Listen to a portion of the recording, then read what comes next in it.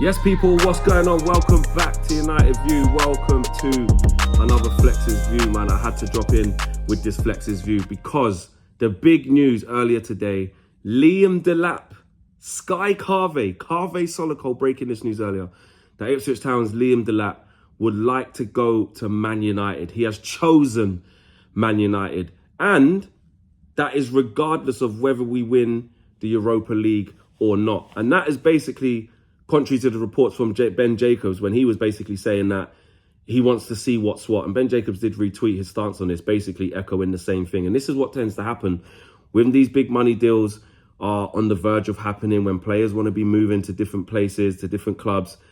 Everyone's got their sources. So Ben Jacobs is standing on business and saying, listen, I'm retweeting my position on this because as far as I'm aware, he's waiting to see who gets what, i.e. see what Chelsea get. Do they get in the Champions League via the Premier League? Do Man United get in the Champions League via Europa League? Newcastle United look pretty sure. They're looking to get second, let alone get Champions League. Be a big mishap if they don't get Champions League. So he's assessing his options. And of course, that relegation release clause of £30 million has now kicked in because Ipswich are out the league.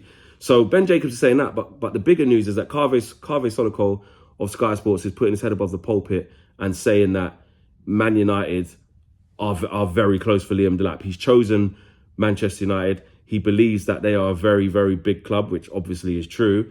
And this is I think the key here is the regardless of the Europa League settings, because look, we've said many times, if we don't win this Europa League, what type of aisles in the shopping market are we shopping in? We're not dining at the top tables. If we're not in the Champions League, without the extra £100 million budget to spend on players, plus just the allure of playing in the Champions League, whether or not we've got a realistic chance of winning it with the rebuild that needs to happen. But the allure of playing in the Champions League means something. And the fact that Carve is saying that it doesn't come into his thinking, very similar to the Mateus Cunha deal from Wolves, that says a lot. Now, it also, you could be saying is, well, he's relatively experienced, Liam Delap. Let's be real. It's his first season in the Premier League. Yes, I think he scored 12 goals now, maybe 12, 13 goals. Yes, he's done well as a good return for a team that's been relegated and has been a very poor side all year. But of course he's going to want to move to Man United. You know, he's going from Ipswich to us. So, damn right he's going to pick us. But at the same time, if he does have options of Chelsea, of Newcastle, of Forest, let's say, then it does make it interesting. Amongst our fan base, all the talk's been, it's a bargain, it's a market opportunity. 30 million for Liam Delap makes total sense. He's definitely better than Rasmus Højlund. And he's got work to do, but he looks like he's got a lot more about him. But the other side of it is, well, it's another young 20, I think he's 22 as well. Another 22-year-old-ish with massive pressure on his shoulders, nobody to learn off, and basically only Rasmus Højlund there. Well, you're assuming Rasmus Højlund is going to be there. He actually might not be. If Liam Delap comes, it probably would spend the end of Rasmus Højlund, in my opinion, because his game time is going to be drastically cut. Or we're just going to go with the two youngsters and let them bounce off each other. I'm not so sure. But they both basically can't learn off each other.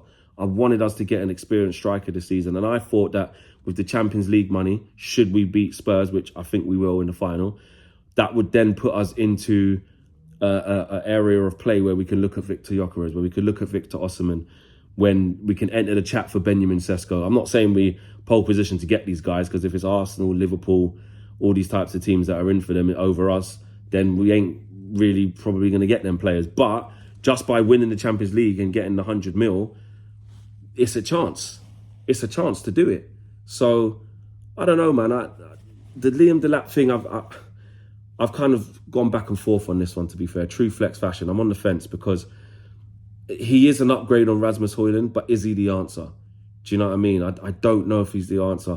It's another project striker. I know with my eye test, he's got more than Rasmus Højlund for me, but it's still unproven. Still bags of pressure on him. There's still the situation of, can he handle it? You know, Ruben Amorim talking in the post-match after West Ham and in some of the interviews he's done with Sky, saying, you know, this is embarrassing where we are in the league. You know, we're getting comfortable losing games, and we can't, he's saying himself, we cannot start this season like this. If we start next season like this, then it's better you probably give this position to somebody else. That's what he basically said. Quote, you know what I mean? We know that Ruben is looking at this thing like not through rose-tinted glasses. He can see the wood from the trees. He can see how bad we are. And he's calling it as he is. He's speaking, he's doing interviews talking about, am I maybe too honest? I'm not sure. So when we know that all of that's there, and this is the type of situation that we're faced with, is getting another young player into that pressure cooker environment the right thing to do? And look, hindsight's going to be a wonderful thing. We either get him in early because it's 30 million release clause, he wants to come and the deal's wrapped up, and he bangs in X amount of goals in the first bit of the season and we're really happy with him, or it's another slow burner, or it's another, not career killer, that's probably too strong, but it's like a career stagnator. That's what I would say. It's going to stagnate another player's career by coming to Man United. Profile-wise of what INEOS are trying to do, younger players, the next up and coming, he's English as well. It makes sense with the profile of what INEOS was, and price range. If we spend 30 million on a striker and not 70 million on a striker, it leaves a good amount of money to spend in other positions, which we're going to need a lot of positions filling this year.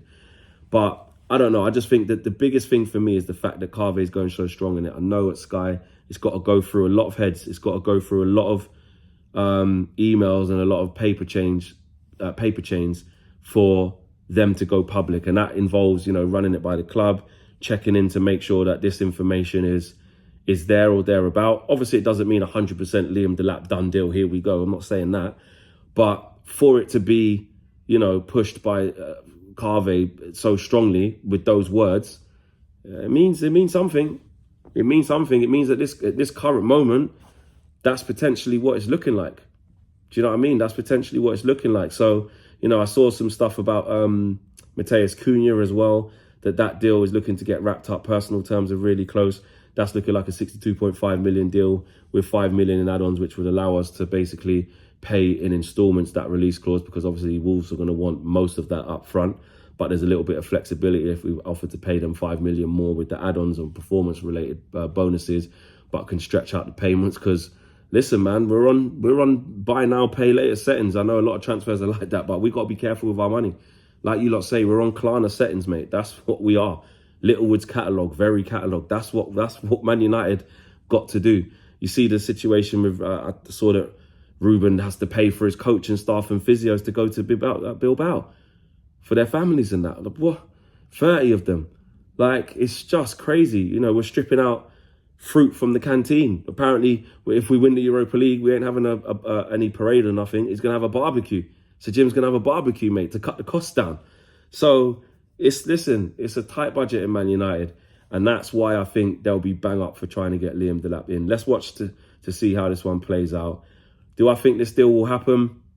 I think there's every chance it could. The price point, the age profile of the player. And if I'm honest, his attributes-wise, he's all right. I think he's got attributes that can work in the Ruben Amorim system. But for me, I still want that experienced striker. Is it going to be Liam Delap plus another and another? I don't know. We'll have to wait and see. But I do think there's a good chance that this could kick on. Let's see what Chelsea do. Let's see what Newcastle United do, and others as well. Smash a like on the video, peeps. Subscribe to the channel if you are new. I'm out of here, guys. Peace.